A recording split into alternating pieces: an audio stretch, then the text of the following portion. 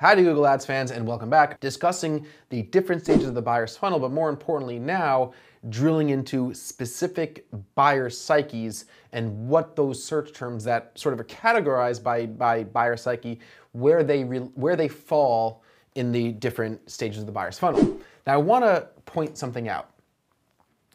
The type of query or the buyer psyche doesn't necessarily relate to any one of these specific buyer's funnel stages every single time. It's not as if the question itself type of query is always going to match up with the shop stage of the buyer's funnel, or informational queries will always match up with awareness stage, for example. That's not the case. You have to be able to assess everything on a query by query basis so you can understand where they fall in the stage of the buyer's funnel. And it's important to do that for a couple of reasons. One is that we're looking to create these thematically related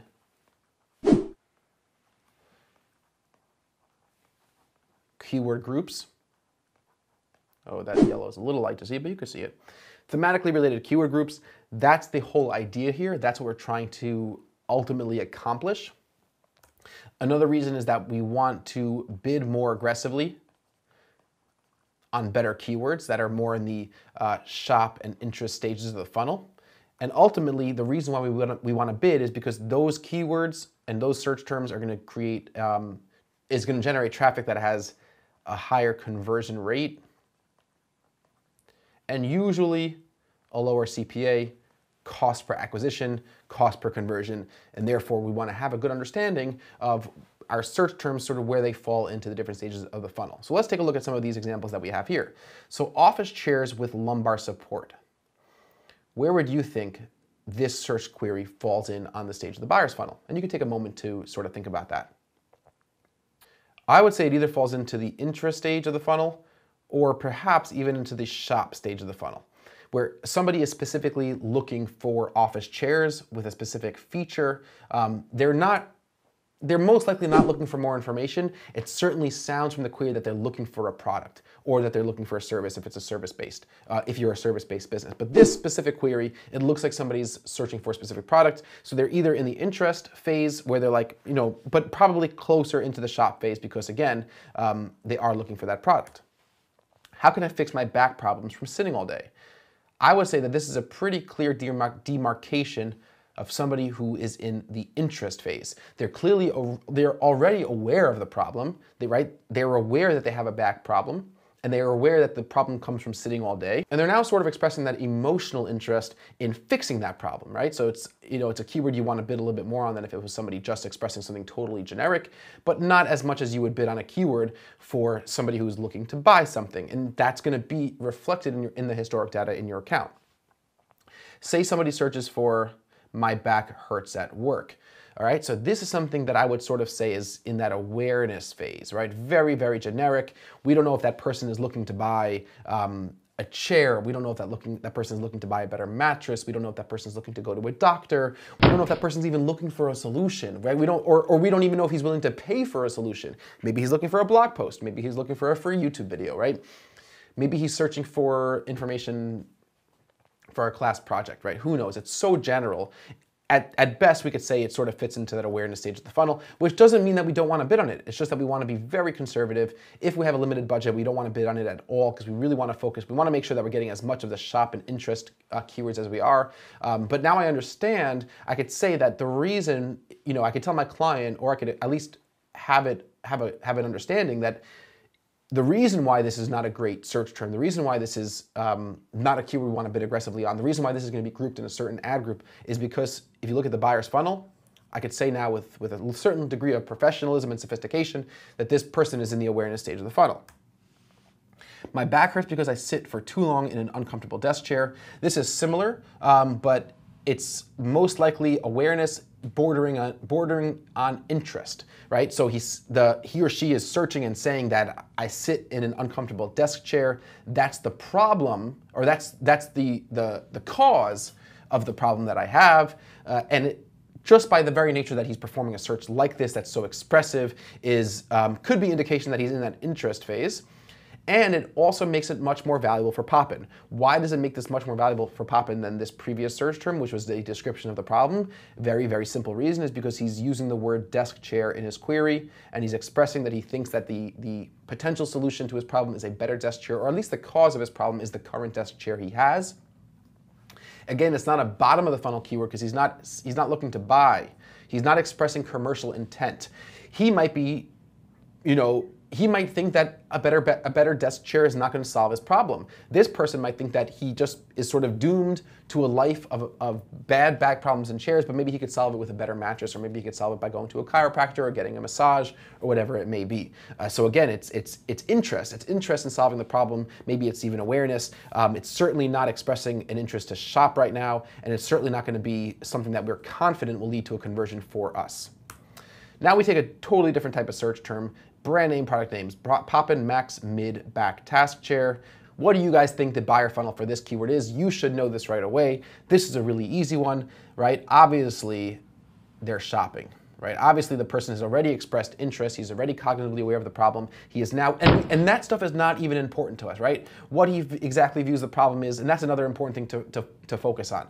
We don't necessarily know what problem this guy's trying to solve. We don't necessarily know, is this Jessica who is having back problems, or is this Jessica who's buying a new thing for her coworker, or is this Bradley, the entrepreneur who just moved into a WeWork space and wants a different chair. We have no idea, but it doesn't matter, right? Because we have something better. We have commercial intent. This is the beauty of Google Ads to begin with. We're able to capitalize on keywords that have an enormous amount of commercial intent. So we're going to want to bid aggressively, the most aggressively.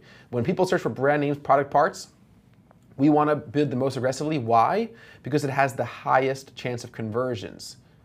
We have the most likelihood of getting a sale. But the other reason why we have to bid the most aggressively is, do you guys know, is because our competitors are also going to be bidding very aggressively. Again, Larry and Sergey up in Mountain View are not arbitrarily creating prices of these auctions. It's all an open competitive landscape. So if we have to bid aggressively, that's because our competitors are bidding aggressively. And I wanted to point out over here, in this case, it's a little bit different because this is a branded search. And when it's a branded search for our specific brand, then we're going to have a very low cost per click and an extremely high conversion rate. But you have a lot of brand name product parts that are not your specific brand. So let's say you sell televisions, right? So let's say Samsung, 4K OLED TV, right? So you sell them, but lots of other companies sell them too. So that's a brand name, that's a product part, that would definitely fall under this category. You're gonna have to bid very aggressively to get that spot on the page, because your competitors that also sell the same product are also gonna be bidding aggressively, because they're all capitalizing right here. They're all capitalizing on the intent to buy that the user is expressing, that they're in that shop stage of the funnel. Informational queries, online desk chairs, websites that sell office chairs, those are almost all typically somewhere between interest and shop, all right? And that's where, again, 80% of your account is going to lie. It's going to be figuring out online desk chairs, that's probably leaning more towards shop. Websites that sell office chairs, that might be leaning a little bit more to interest. They're looking for websites. They're looking to browse multiple different websites. Maybe they're still in that interest stage, really developing the desire to buy. Maybe they're sort of in that shopping stage already, that they're now actually comparison shopping. They've made that commitment. Thing to realize, it's very, very hard. It's almost impossible to really know. You're not going to be able to predict with 100% accuracy exactly what stage of the buyer funnel a person is in based on what they searched Google for. It's just not going to happen. You're going to have to peg, to the best of your ability, what query represents what stage of the buyer's funnel. And it's not going to be a perfect science, but you're going to have a pretty good ability to understand, and you'll be pretty accurate. If you use these tools that we've been talking about, you'll know, is this person likely in the awareness stage, the interest stage, the desire slash shop phase of the buyer funnel, and then as a result, what can I predict my conversion rate to be? What can I predict my bid should be? How aggressive do I want to be? What areas do I want to focus on optimizing? And then you'll have a structure for your ad groups that could really, really be profitable, highly organized. And again, going back to what we spoke about a few lectures ago, I don't remember exactly which lecture it was in, but making the most of your time.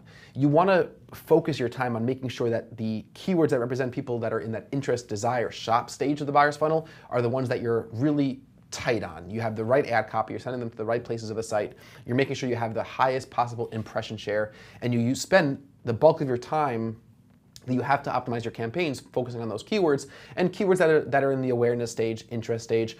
You should have them bid conservatively, and you should certainly focus on them, but they shouldn't be the primary target of your optimization efforts, so to speak. In the next lecture, we're going to continue on with keyword planning for a little bit. We're going to look at the Google Keyword Planner again to sort of see how we can get volume and cost estimates for certain keywords, how we could import campaigns back into AdWords using Google Keywords Planner. And then we'll also take a look at SEMrush, a really great software that could help us for our keyword planning stage. And then we'll be on to keyword organization. We'll go into Excel. We'll create our thematically related groups of keywords. And by the time we're done, you guys will be absolute experts in all things keywords in Google Ads, 1,000% in the top 1% of practitioners, if you guys could really retain and understand all this information, and more specifically communicate this information to your clients, to your boss, to your coworkers, to your friends, and it's really, really worthwhile. And I know that a lot of this might seem a little bit repetitive and it might seem a little bit rudimentary, but in fact, having this foundation strong and clear will help you